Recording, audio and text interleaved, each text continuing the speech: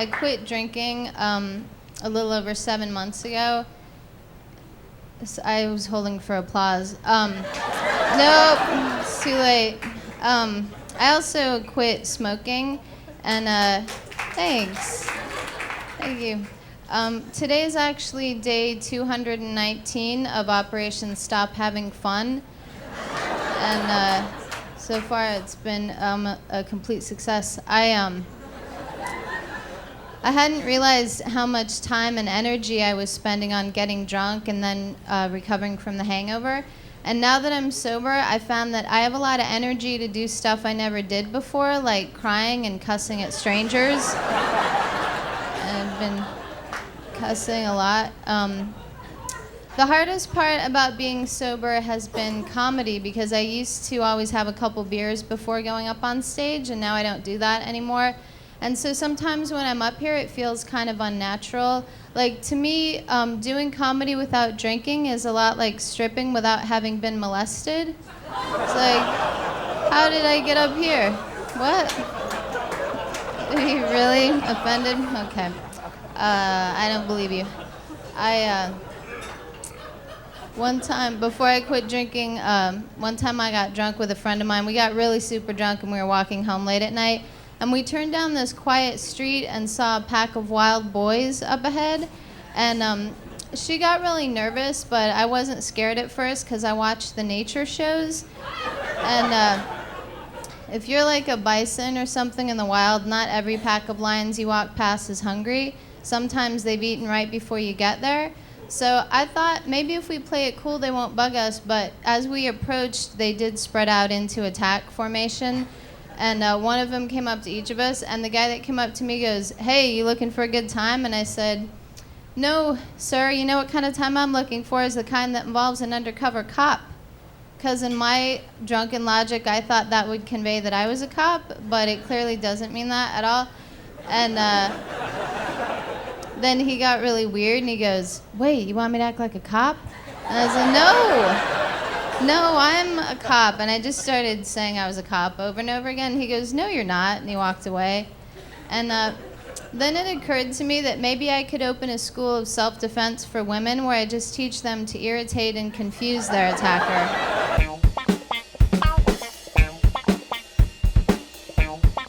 What's up? How y'all doing? Oh, that's all. That's it?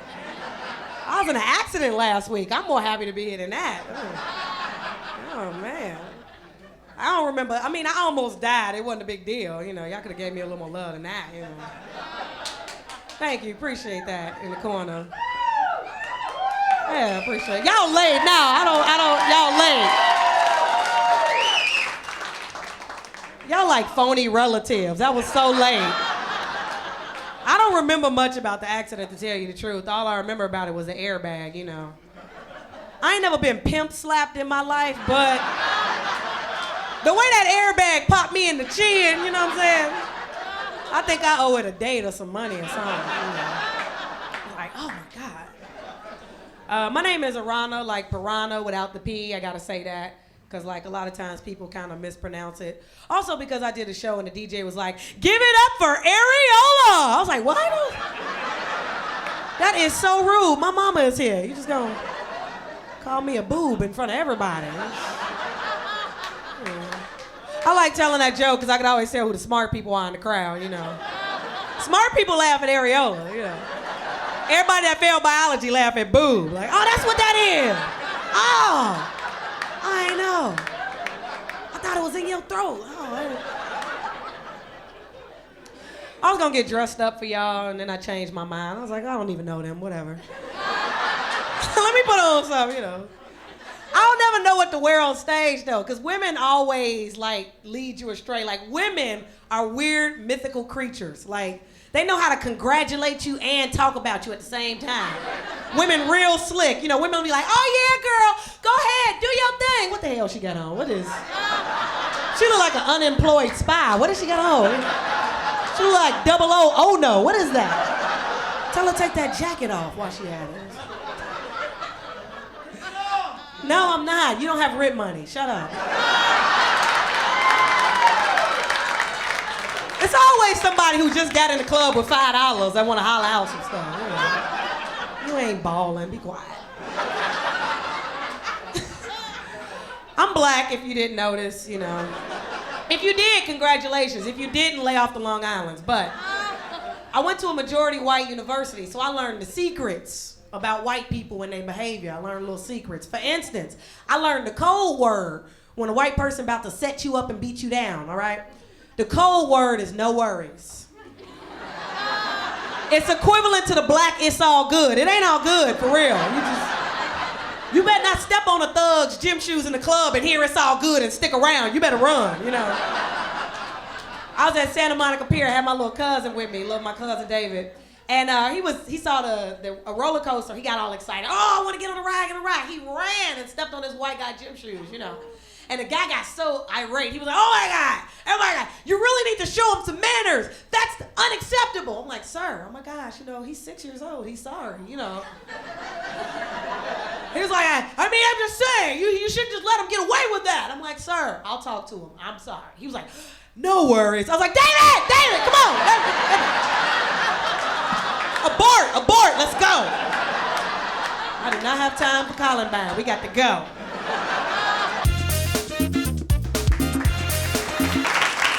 You're watching Comedy Time.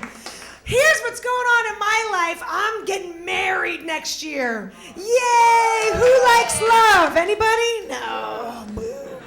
He proposed to me, you guys, on Christmas Day.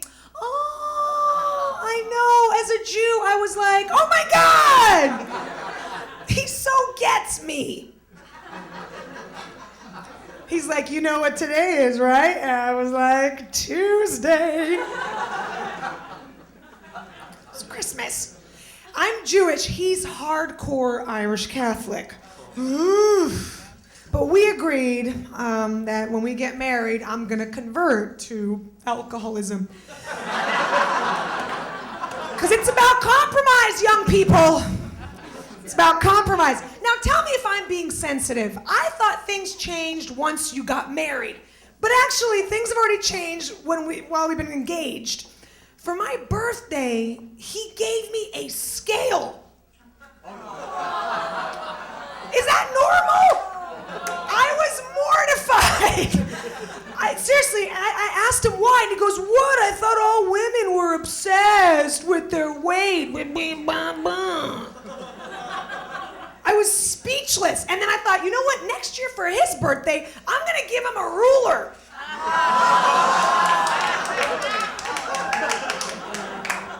What? I thought all guys were obsessed with their baby. Here, you want to weigh it too, jackass?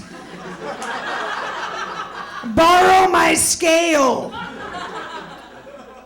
It's like a fancy schmancy scale, too. It's not one of those dial just goes up. It's like a digital Sky Mall. You know, the sharper image. You know, like it feeds your pets when you're away on the weekends, right there on the side. And then you have to step on it. The instructions say you have to be completely naked because the scale is some sort of pervert. I like to be fully dressed when I get on a scale. That way I can say, whoa, let me take 40 pounds off for these ski boots. Then it takes this body fat mass index reading, right? Then you have to pee in a cup. It tells you the chlamydia. It's very high-tech scale. Good. Actually, guess what, you guys? I have to brag. Just last week, I celebrated my wedding anniversary, my 10-year wedding anniversary. Isn't that awesome? Thank you. Oh, thank you so much. Thanks. I usually don't even mention I'm married on stage, you know, because it makes it so much harder to get laid after the show. But, oh, man. I'm kidding. I'm totally crazy about my husband. I am. And I'm always trying to keep the love alive, you know what I mean? And after 10 years, man, you got to get creative, don't you think so, ladies? And all the pressure is on women, right, ladies? You know what I mean? It's like the men don't do a lot, but we always have to kind of keep it alive. And I was trying normal stuff like lingerie and music and candles. And none of that stuff worked with my husband, because guess what? My husband is from Wyoming. How many people from Wyoming? Exactly. Like, He's like one of those outdoorsmen, you know, hunting and fishing. Oh my God, he's nuts. You know what I do to get a little action? I end up standing in the middle of the bathtub wearing nothing but a pair of rubber waders. You know, I know, and I'm working. I'm like, come on, go fish, baby, go fish.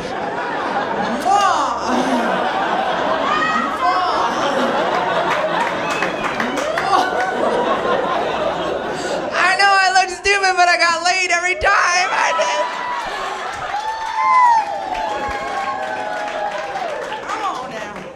Oh yeah, that's my man.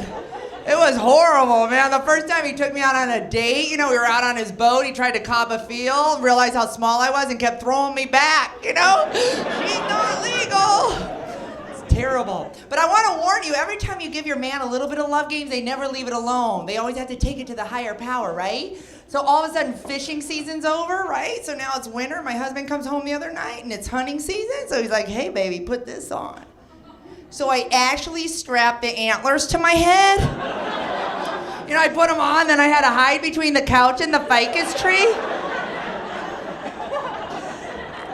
I know, I was a little nervous, you know, because I had never played hide and go hunt before, you know. And I was kind of chilly too, because I was buck naked, you know. But he dug it, you know, because I could hear him in the kitchen, you know. He's like, be very, very quiet.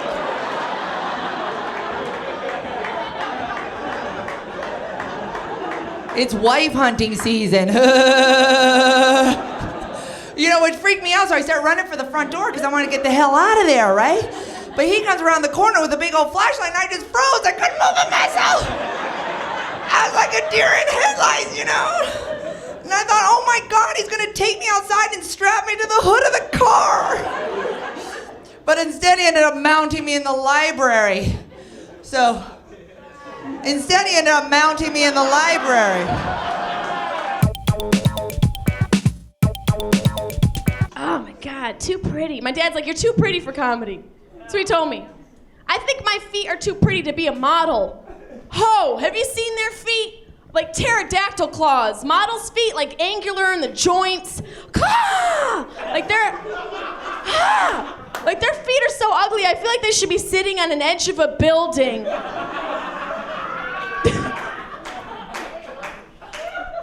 Overlooking Gotham City, you know, like, Does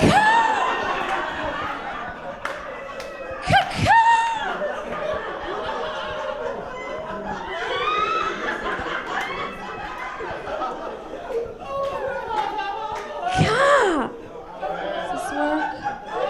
With her feet, playing the piano with her feet, That's messed up. You know, and one girl I knew went to Christian modeling school. Can you imagine? Like, strike a pose.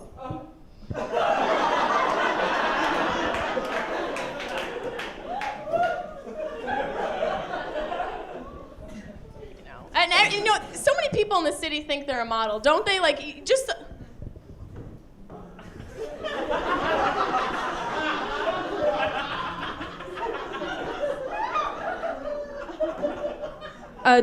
I do the model. You may know me from this one? I do the. You're not a model. You're just hungry. Get out of my way, bitch. Go. I love New York. You guys are great. I love New York. I don't even care if you're not from here. It's great. I love New York. Who loves it? It's great, right? It's good times. You guys, you know, the weather's getting better. My friends wanted to go to the beach. They took me to Coney Island.